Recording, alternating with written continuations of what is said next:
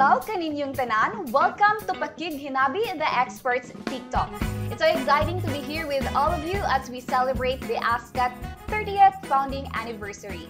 Today we are going to talk about something that is close to our hearts, none other than agriculture.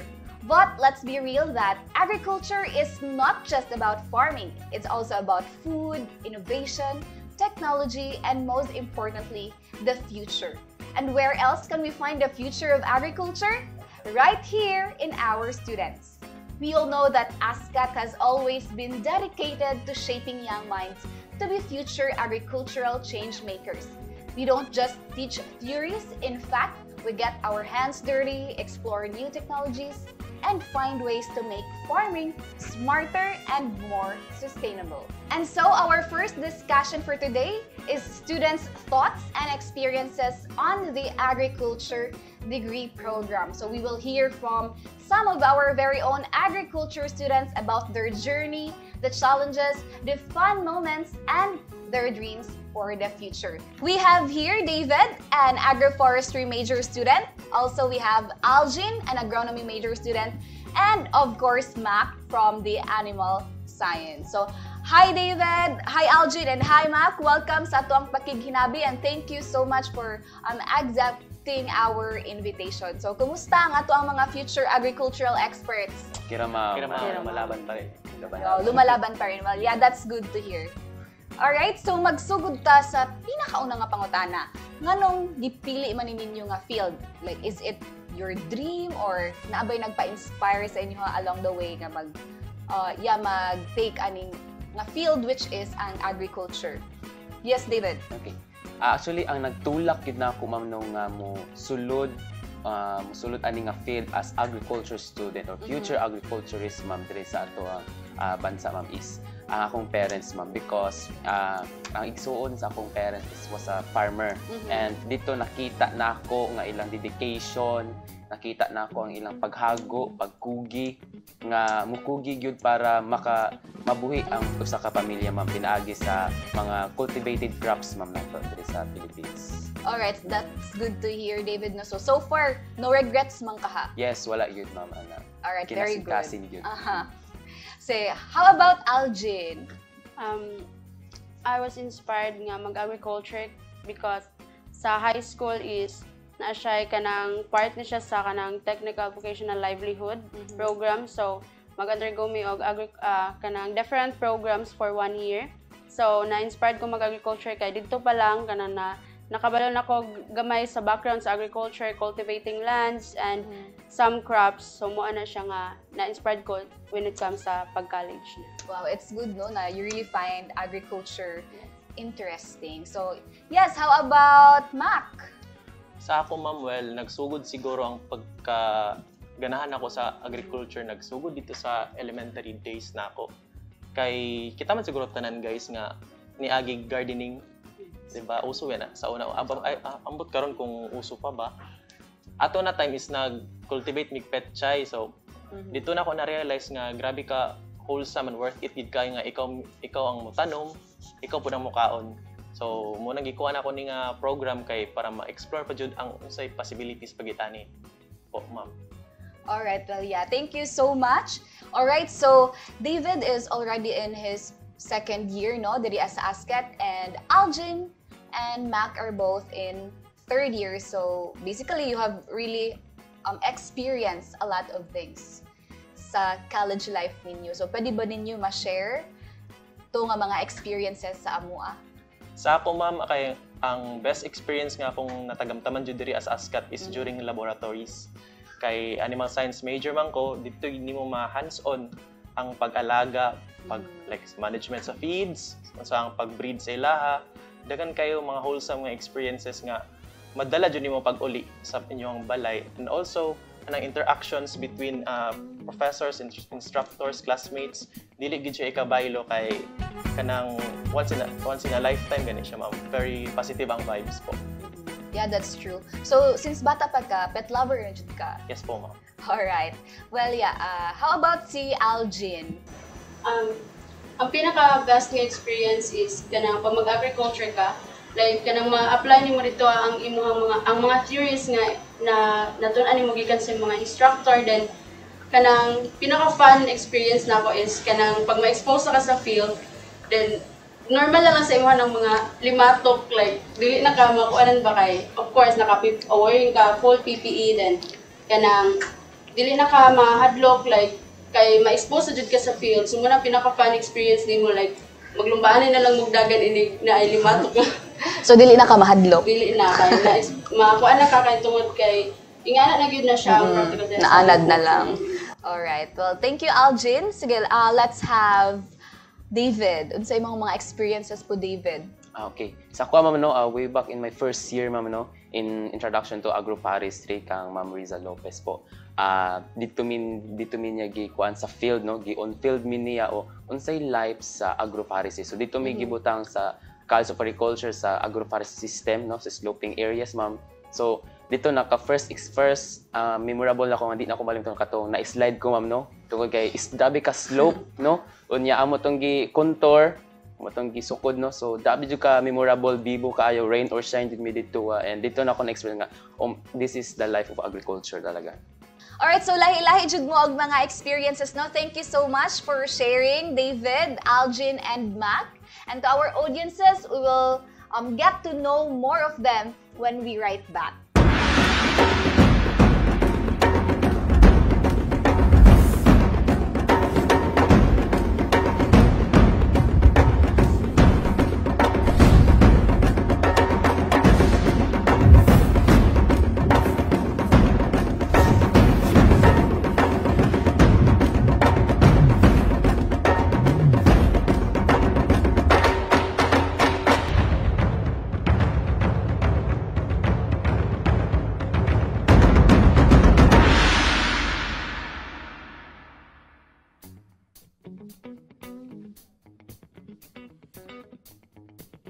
Welcome back to Pakighinabi, the Experts TikTok. So earlier, we've heard different experiences from our students' guest, no?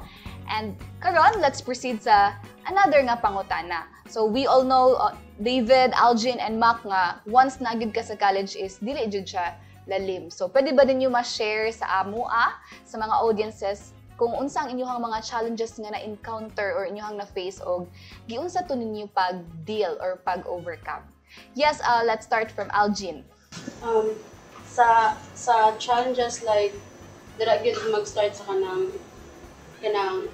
subject, then labo na sa kanang computation, kanang dili migid kanang expert nga mag-compute, so nagi subject nga kanang lisod, but then ma-overcome nimo na siya tungod kay kanang the way nga magtudlo sa imong instructor, murag bisan lisod ang subject, mahimo siya mapadali siya. So tungod kay naay instructor nga kanang willing kaayo mo tudlo, himay-himayon jud ang every detail sa imong sa computation. So ngana na siya ma-overcome nimo siya tungod kay mapadali na lang sa imong subject. Well, yeah, that's true. Na jud mga teacher mag-go extra mile para lang jud mahatag tanan sa ilahang students. How about David? Kuan, ma'am, sa akong paggiyon sa saging pa ni Aljin, no, mga subject, especially one of my weakness talaga man way back in my senior high is research, short-term research, no. And expected naman gyud nga naa gyud ni sa in college. So tungod kay weakness nako ang kaning research nako, ma'am, no, nadyo mga approachable instructor nga mutabang sa imo, kay makita mas sa nga kung ang sa ka estudyante is mo na ang weakness niya, it is the responsibility sa instructor nga mutabang. Nakita yun ako mga approachable nga mga instructor. So ila yung gigamit ang ARISE, no, accountability, responsiveness, innovativeness, selflessness o excellence. So gigamit nila na para matabangan ang mga estudyante, para ma-motivate, ma-inspire ang mga estudyante, ma'am Ana. Alright, well, thank you, David. O thank you po sa ato ang mga instructors. Yes. Na. Alright, so we have Mac. Unsay mo mga challenges po, Mac, sa imong college life? Isa sa mga challenge, ma'am, sa ako is ang pag-balance gani sa oras kay man gud ko, ma'am, student leader.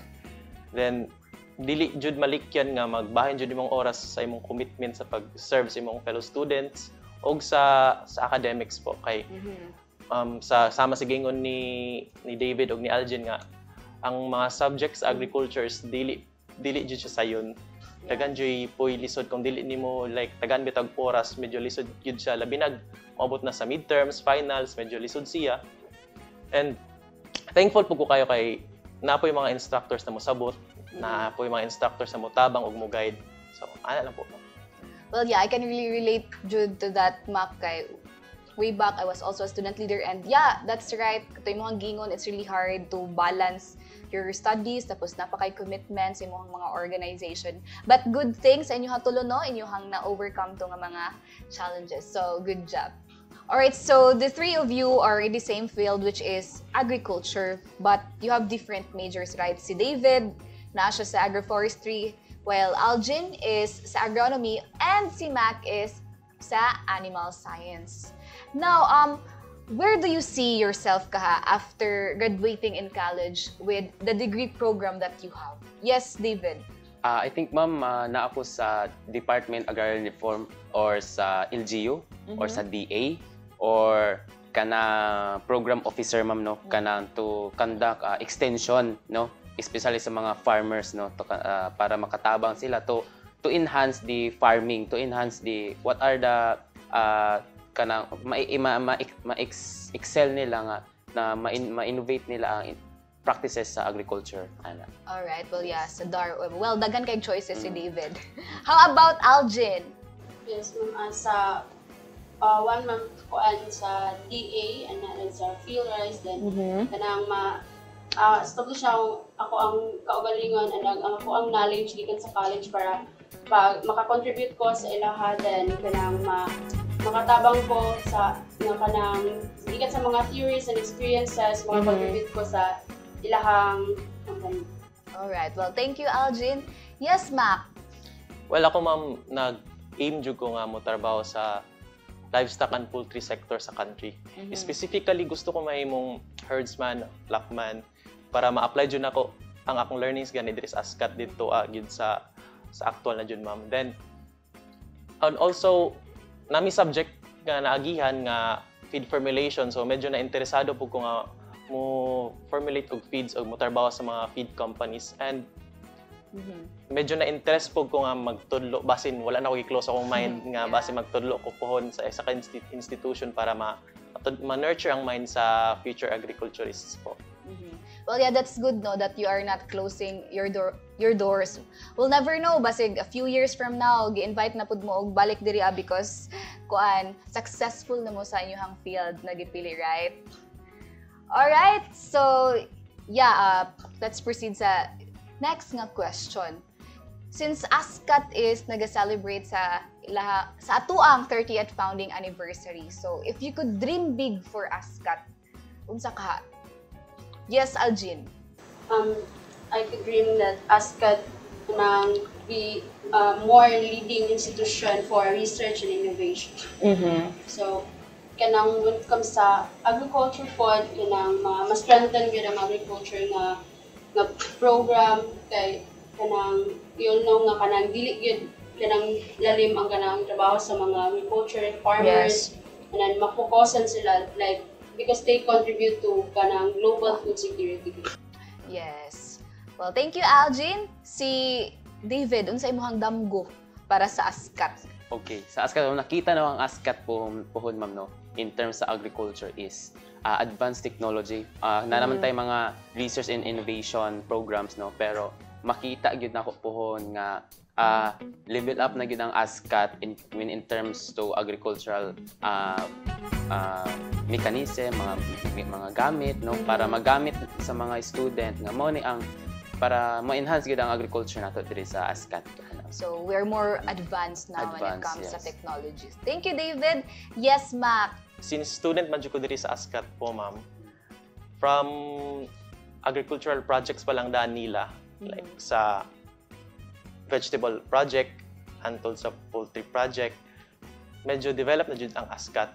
Yes. Siguro, ma'am, ang dream nako sa ASCAT is mas dagdagan pa or mas i-improve ang facilities and laboratories.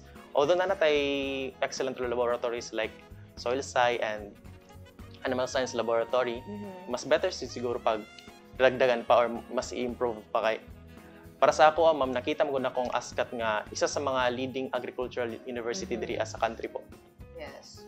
Alright. Well, yeah, thank you so much. So, lahi ra jud, lahi jud og mga vision, mga damgo nga to ang mga students para sa ASCAT. And for sure, during that time, kuan na ta, ADSU, Agusan del Sur State University.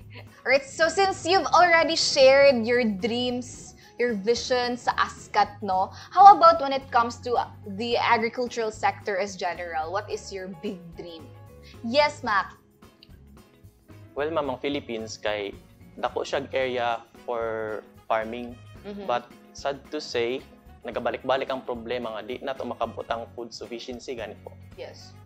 Siguro sa ako po ang dream nako sa agriculture sector sa country is kanang siguro ang government maghatag og more support gani sa state universities and colleges nga naga-offer og agriculture programs po. Kay para man po na sa kalambuan gani sa atoang agriculture nga i-develop nila or i-nurture nila ang mind sa young people po nga mag-innovate sa agriculture nato. Yes. Yeah. Very nice. Thank you, Mac. How about Aljin? Sa ako ang ma'am is kanang for agriculture sector. So, ang mga matagaan gyud og pagtagad like kanang mga needs sa farmers, gikan sa mga machineries, mga inputs, kay para mas sa ilahang crops ma-high yielding gyud maabot gyud nila ang ilahang kuan, then kanang kay dako gyud sila contribution gyud sa kanang economic development, then matagaan gyud og pagtagad priority gid pud ang agricultural sector. Wow. All right. Thank you, Aljin. And lastly, let's hear from David. Nakita gid ako no, the Philippines is a third world country, ma'am, no. So hina yun ta lagi ta og mga advancement in terms of technology, in terms of agricultural farming. So nakita gyud na ako mas maayo nga suportaan gyud sa government, no. Parehas sa provincial government in Agusan del Sur, no. They are conducting extension to conduct advancement technology like soil science laboratory in the province, no, para sa mga farmers, no, kay the Agusan del Sur is clay on acidic siya, no, ang yuta. So they are supporting the farmers para ma-cultivate nindot ang production sa mga crops nato. So dapat mapud na ang makita sa higher government, higher position in the Philippines, no, kay Philippines is a big country. Philippines is a agricultural land area. Philippines is the backbone of sa mga tao, no, para makakaon ta, no. Kay dira man kita focus sa farming gyud, no, wala man tay lain gyud dira ta focus. So mas mayud nga fokusan gyud fokusan ang mga farmers nga i-enhance nila ang i-enhance sa government in terms of technology. Ana, ma'am.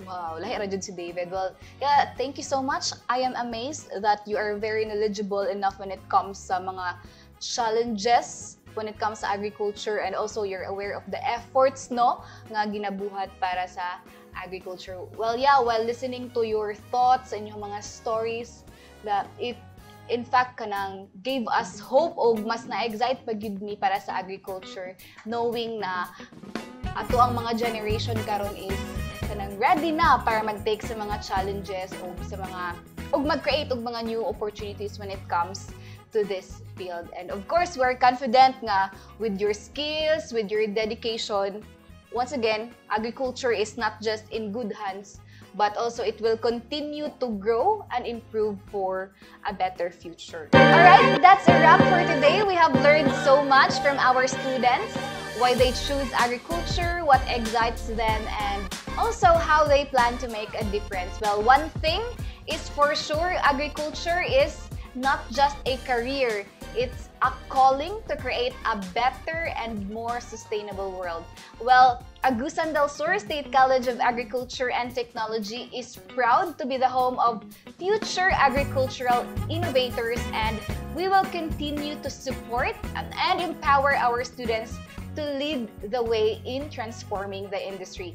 A huge thank you sa atong students guest, once again David, Aljin, and Mac, and also sa atong mga audiences and everyone who made this talk show possible. Well, let's keep the spirit of learning and innovation alive as we celebrate the ASCAT's 30th founding anniversary. This has been Glyza Turalba, your host for Pakig Hinabi, the Experts TikTok. Thank you and enjoy the rest of the celebration.